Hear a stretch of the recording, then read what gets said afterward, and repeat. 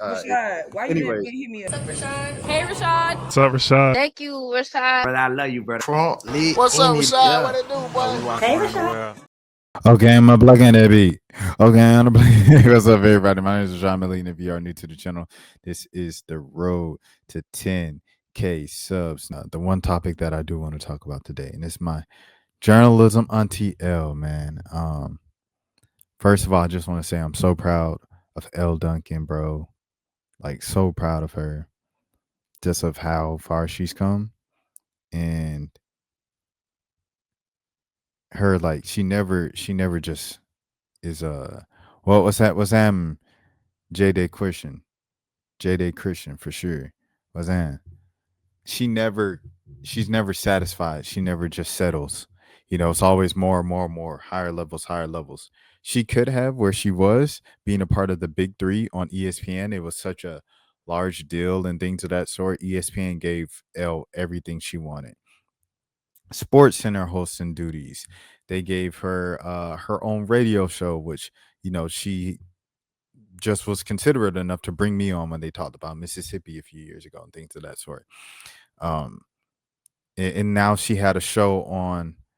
Yeah, yeah, yeah, yeah. She's So background information. Elle Duncan is from Georgia, a very specific place in Georgia, which like we're from the same county. And when I was in seventh grade, she came to my middle school and she spoke to us in middle school. And then I grew up going to the Hawks games, like the Atlanta Hawks games and stuff like that. And she used to be the sideline reporter for the Hawks, like the in-game kind of host and stuff like that in the arena for the Hawks and stuff like that. So I just grew up kind of watching Elle Duncan from afar and interacting with her and stuff like that throughout the years of being a kid all the way through adulthood, of like, kind of where my career path went and stuff like that. Nice. Facts, facts, facts.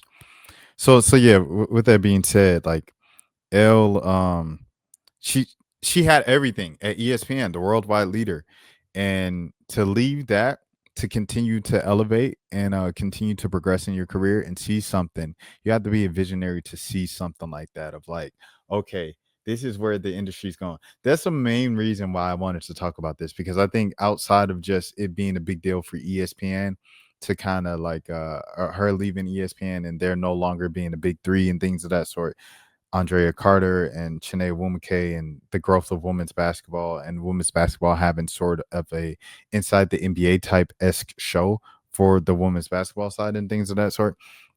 While that's a big deal, we have to also look at the direction of the business, because this has been something that we've known for probably about something that I've known being on the media side for the greater of the last 10 years, and about media shifting, of traditional media like ESPN used to be king, local TV, kind of the way that you would go traditional route. You go to college, get a degree, work your way up through local TV, and then you eventually, if you're good enough, get a call from ESPN. And when you get to ESPN, you reach the pinnacle, and that is the height of sports journalism.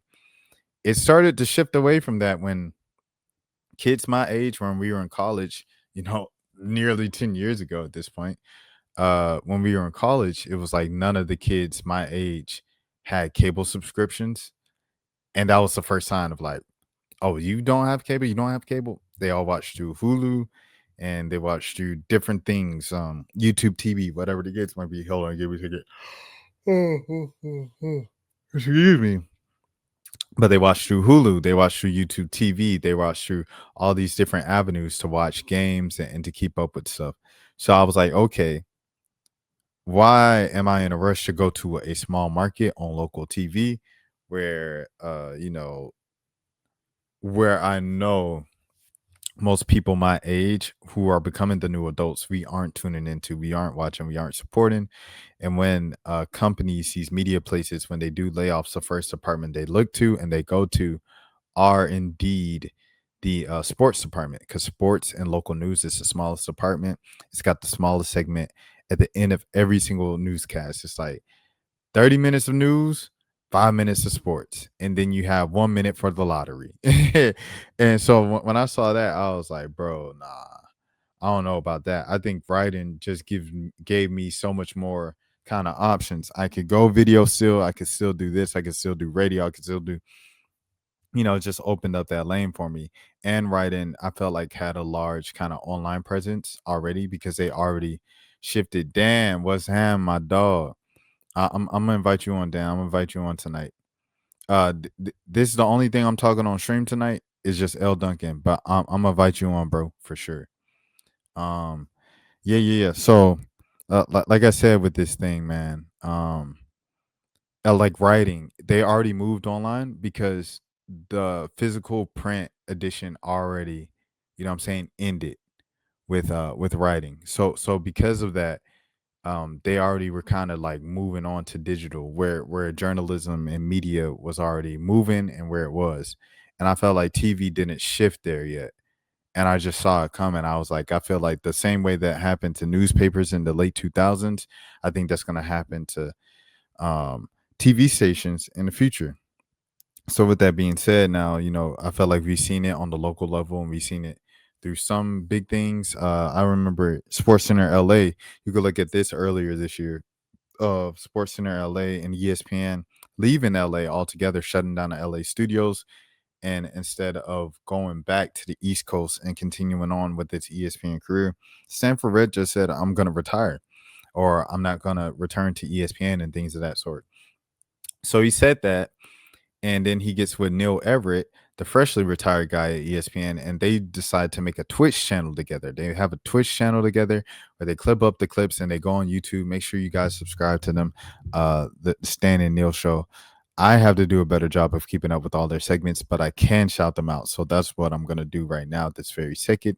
Here we go. Stan and Neil show. And here we go. Yeah. The Stan and Neil show. They nearly have 1,000 followers already, subscribers. So they're nearly monetizing things of that sort. But yeah, they go on every single week on Twitch and they clip it up. So good stuff here. If you want to check that out. And make sure you guys support them and things of that nature. So with that being said, that is literally what it is. Those guys were the hosts of Sports Center. You know what I'm saying? Like when I was a kid, bro, like Sports Center was the pinnacle. And being a young media professional and things of that sort, if you ever wondered, like, Rashad, would you go to ESPN? I think for the sake of my childhood dream, and kind of like the thing that I always looked up to as like Disneyland, no pun intended, and things of that sort of the industry was ESPN. I had the ESPN, those guys have all the fun book. I gave it to Jared Oliver. Shout out to Jared Oliver.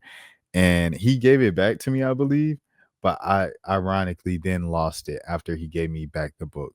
But those guys have all the fun. I used to read it all the time, and I was like, bro, this place sounds like just a cool. It doesn't sound like a job. It sounds like, and then all the employees would say that on the record, of course, like it's not a job. We get to talk about sports for a living. And I was like, yeah, that's what I want to do. What I'm saying, growing up and stuff like that. And by the grace of God, like that is what I get to do.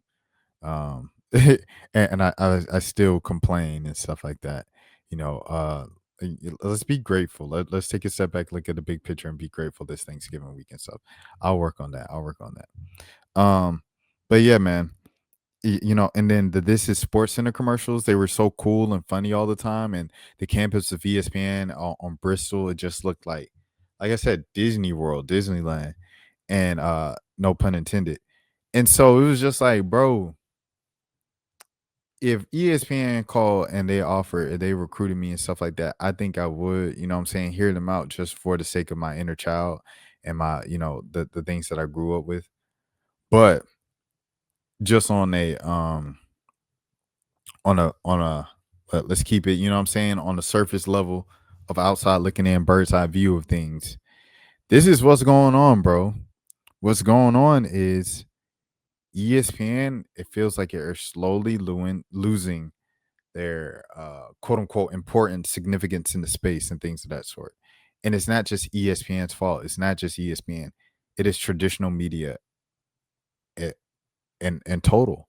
You see, like I said, I knew things were changing when I came back to Atlanta in 2021. And one of the first things that I did was go watch Bronny's team, his travel team. They came to Atlanta. They came to Gwinnett County, to be exact, Berkmar High School, Quavo's former school, to face Quavo's AAU team. And Bronny wasn't playing, and neither was Amari Bailey. But those were like the two biggest stars in the building.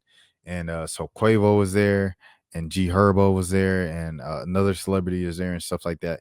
So people would take pictures of them and everything walking by and stuff like that during the game.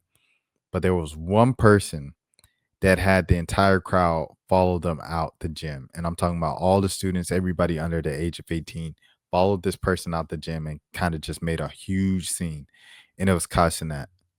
And that was October, maybe November 2021. And the fact that happened, bro, I was like, yo, this is crazy, dude. That showed me like it's different. It's different for real, for real. And I seen the thing with Balin Levine. I went to his meetup one time at the mall, and they shut it down, and the kids were outside of the journeys, and they were like, Balin, like it was like this insane thing. You see, when Mr. Beast first opened his burger shop up in American Dream Mall and stuff like that in Jersey, this chaos. It was wrapped around one of the country's largest malls. It was just, I was like, bro, there's a shift. Like all the power is with the content creators online, the YouTubers, the Twitch streamers, the Facebook skit comedians, the Instagram comedians. You look on Wildin' Out for the past decade or decade and a half, nearly 2 decades now. Nick Cannon and the revamped version of Wildin' Out has leaned heavily on the internet. DC Young Fly, Justina, and Emmanuel Hudson, all these people. So with that being said, it was like, yo, the local people, the people who are recording in like it's not even my childhood bedroom, but I guess like my young adult bedroom in my mom's house and things of that sort, with a hoodie on and things of that nature, holding a blue mic at 2 a.m.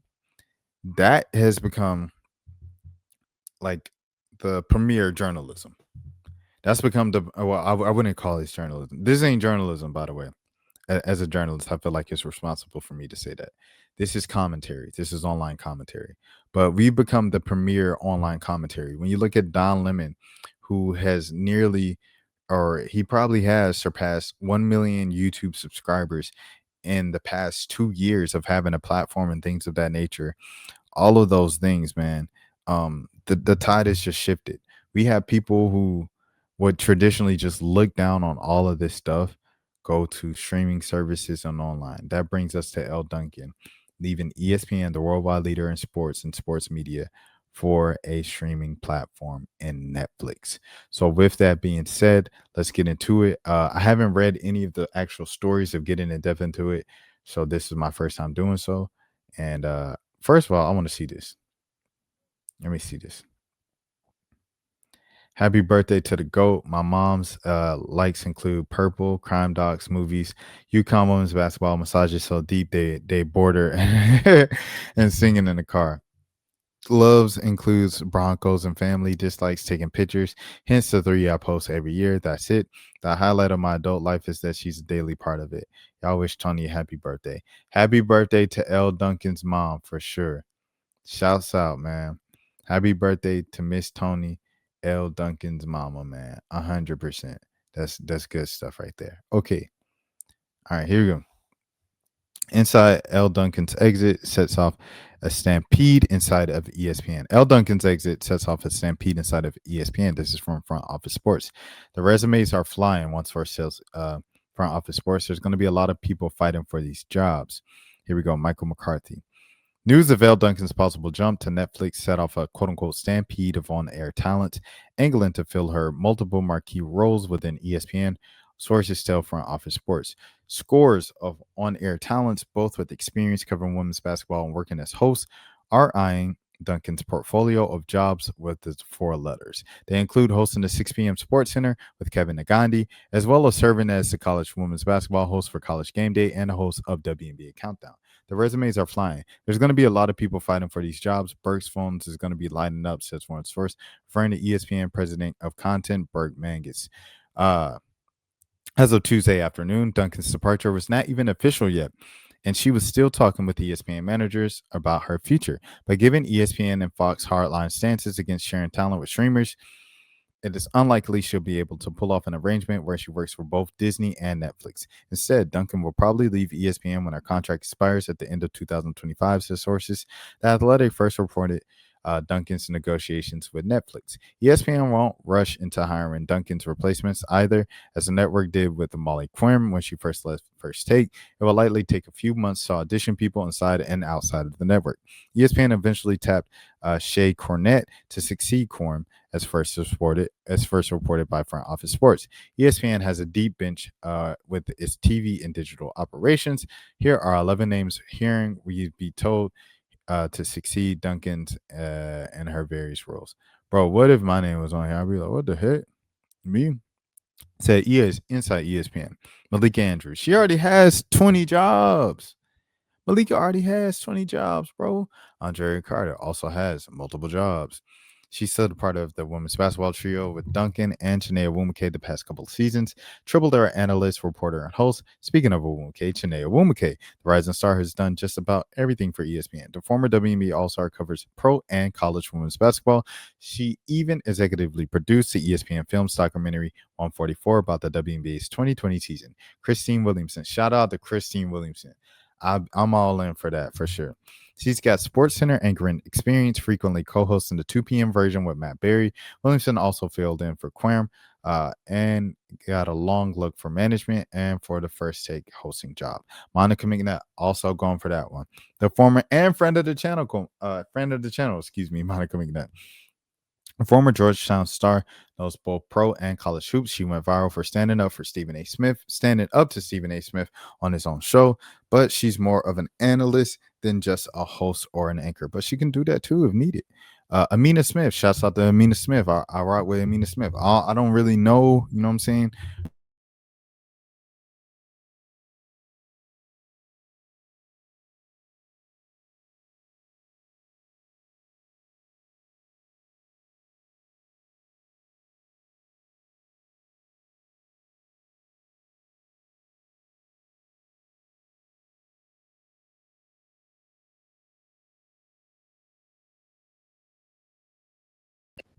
Let me see. All right, cool. Yeah. The mic unplugged. Dan said if your name is on here, he said he said if your name is on here, what did he say? We going all over the world, bro. Bro, if my name was on here, someone would have texted me and my phone would have been blown up today. But shouts out to all the you know what I'm saying, the young women and stuff like that, candidates, you know what I'm saying, to fill in that role, things of that sort. Amina Smith, shouts out. She's relatively new to ESPN, joining the worldwide leader in March 2024, but she's coming up fast. She got an audition hosting First Take, which bodies her well for the future. Nicole Briscoe, one of the network's best, most versatile sports center anchors. She grew up to as a new partner. She would make a great new partner for Nagandi at the 6 p.m. MJ Acosta. Dang, I keep forgetting MJ Acosta went to ESPN. She did well guest hosting First Take. The bilingual anchor and sideline reporter was the first Afro-Latina to host on the NFL Network.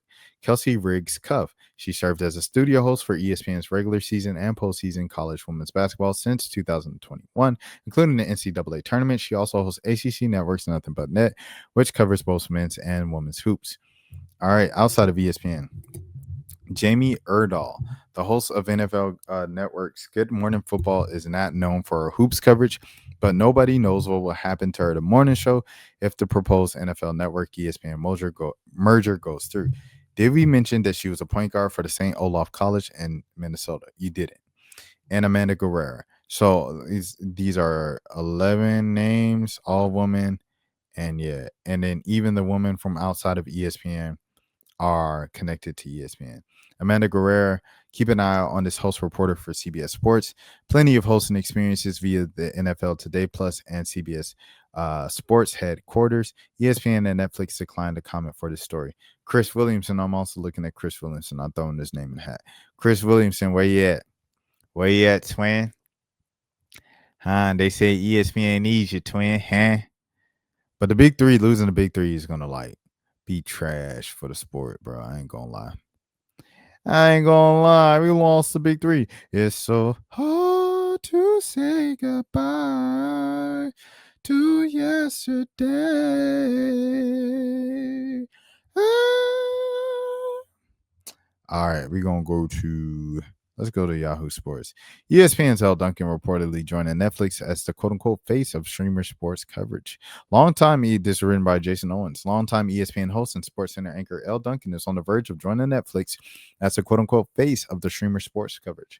The Athletics' Andrew Marchin reports. Terms of the deal were not reported, and Duncan's future with ESPN is still unclear. Per the report, Duncan has yet signed her contract with Netflix. The pending deal is expected to allow her to appear on other networks. Per the report, Marchand reports that there is some quote unquote pessimism that Duncan continues with ESPN, and it's pretty evident that Duncan couldn't remain with the network in her current capacity that features almost daily appearances across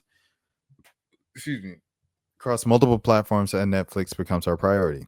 But Duncan and ESPN have discussed the potential of her remaining in a reduced role with the network covering women's basketball. Per the report, Duncan became the host of ESPN's women's basketball coverage as the host of College Game Day and its Final Four and WNBA Finals broadcast. Netflix burgeoning portfolio of live sports rights does not include women's basketball. What will Duncan do at Netflix? Well, Duncan's role at Netflix will fully entail is also unclear, according to the report, but she will host the streamer's marquee events that have in the past included NFL coverage of the NFL on Christmas and boxing matches such as Terrence Crawford's defeat of Canelo Alvarez in September. In addition to boxing and the NFL, Netflix will expand its live sports portfolio into the MLB coverage next season. Per media rights deal announced last week, Netflix will host an opening day game, the All Stars Games Home Run Derby, and the annual Field of Dreams game started in 2026. Netflix will stream two NFL Christmas Day games next month in the second year of a 3-year deal with the league. The Dallas Cowboys and the Washington Commanders and the Detroit Lions and Minnesota Vikings are Netflix's two Christmas games this year. Netflix is also slated to stream a December 19th fight between heavyweight champion Anthony Joshua and influencer turned boxer Jake Paul. Yikes. Netflix live sports coverage remains sparse and sporadic. Poaching Duncan from ESPN indicates the streamer's intention to continue to expand its stream sports footprint, but Netflix Live current sports calendar doesn't support a full-time role, potentially leaving bandwidth for Duncan to continue work in sports and other capacities. And there we go. So with that being said, I will now invite Dan to come on. And yeah, we will get out of here pretty soon so I could go to sleep. In the abbreviated live, man. Class dismissed. Class dismissed. But yeah, man, we'll see what happens, bro. We'll see what happens. Shouts out to Elle Duncan. Onward and prosper. Regardless of what happens when the deal's done. Keep doing your thing. All right. Dan is in the waiting room. I'm about to bring him up on stage right now. Dan, how are you doing? Hey, What it do, Rashad? What it do? Yeah, man. It's been a little minute. It's been a little minute since you've been on stream, bro. Man, it has been a wild one over the last few days. I'm telling you. Yeah. Can't call it. But man, just first things first. How's everything? What's your news on this Elle Duncan leaving ESPN potentially? This is actually pretty interesting news for the most part. She's been doing this for a long time, and ESPN is just, like you said, I mean, they're going in a different direction, and it's almost like, they're trying to get new people in and trying to get new subscribers, but all the other sports networks are just getting busy and busy. Yeah, no, 100%. One of the things you could look at is the NBA. The NBA getting Peacock and Amazon this season, and just those are two like non-traditional type of platforms. Of course, you could look at Peacock and go, NBC's got it back, but it's really Peacock, the same streaming service where you could watch your favorite, whether it be The Office or whatever, whenever you want to. That was a bold move. And then Amazon, with Amazon Prime, you think of, ordering some stuff to deliver to your house, or the occasional documentaries that are Amazon Prime as of late. And now they've got live sports and like a whole crew with Taylor Rooks and Dirk Nowitzki and all those guys and stuff like that. So I don't know. It's just interesting to see this entire shift. Even Netflix even having the 3-year deal with the NFL for the Christmas Day games and stuff like that. Last year was different, and I don't know. It'd just be interesting to see what happens. So yeah, Dan, like how do you feel about the entire landscape shifting from our traditional cable that we grew up with to now streaming and online and stuff? Well, I think it's just because of the fact that, people are starting to like stream some stuff and whatnot. And I truly think that where we're at going right now, going to the new generation of things, it could actually help the sports world, but it could also kind of actually go on the downtrend as well. But we'll see what happens in the next few years for sure. Yeah, no, for sure. Exmo, is it Exmo or Exmo? Shouts out to you, man. Hello, for sure. He said, "Bay, hello, bay." But yeah. Okay, cool. Question for you, personal question, Dan. Do you have cable? And if you don't have cable, when's the last time you had cable? Like basic traditional cable. Not you watch stuff through YouTube, TV, Hulu, like basic cable. When's the last time you had, if you don't have it right now, when's the last time you had basic cable? We've had cable. I've had cable for the last several years now, but now I just got streaming services. I got Paramount Plus, I got Hulu, I got Netflix, I got Peacock, I got what else is on there? Amazon, of course. It's going to be really nice to have all these streams on my TV for sure.